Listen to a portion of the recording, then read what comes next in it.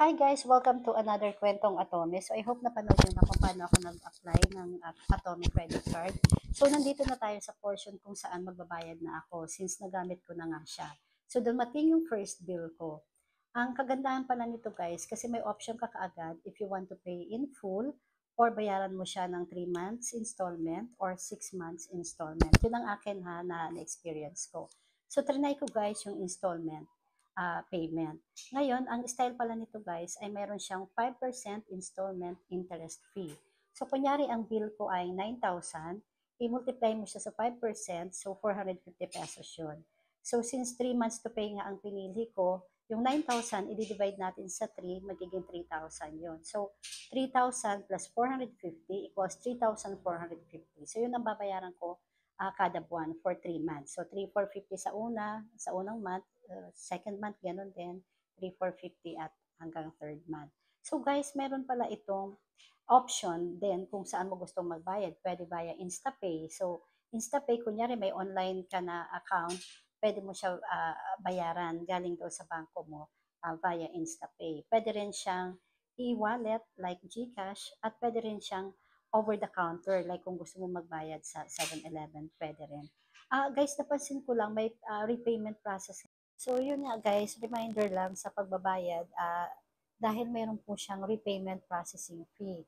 Kunyari, ang option na gusto mong way ng pagbabayad ay over the counter, 7-Eleven. Tapos sa bago yung isip mo, ay, sa ano na lang pala ako, InstaPay na lang pala, via bank ko na lang babayaran.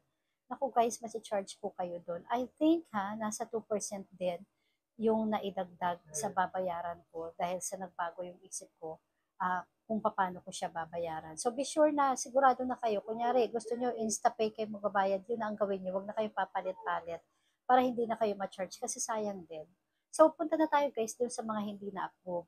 First disclaimer lang guys, hindi po kasi ako nag-work sa Atome. So hindi ko alam kung paano ba ang approval nila, kung ano ba yung way ng pag-approve nila, ano ba yung mga requirements sa pag-approve.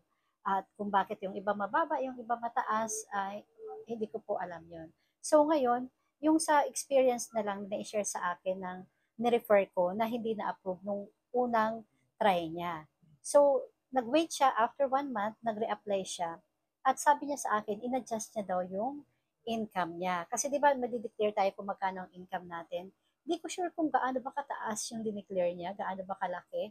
Pero yung second time na nag-apply siya, binabaan niya na daw yung income niya. So siguro be realistic na lang tayo sa pag-declare ng mga information natin. So nung binabaan niya daw, na-approve na siya. So yun lang guys, I hope makatulong. Baka lang, pwede nyo i-try. So guys, feel free to comment kung may mga question pa kayo at mag-share ulit ako ng mga Atome experience ko sa inyo. Thank you! Guys, sa mga interested magkaroon ng Atomic Credit Card, lagay ko na lang po sa description box yung link, pati na rin sa comment section.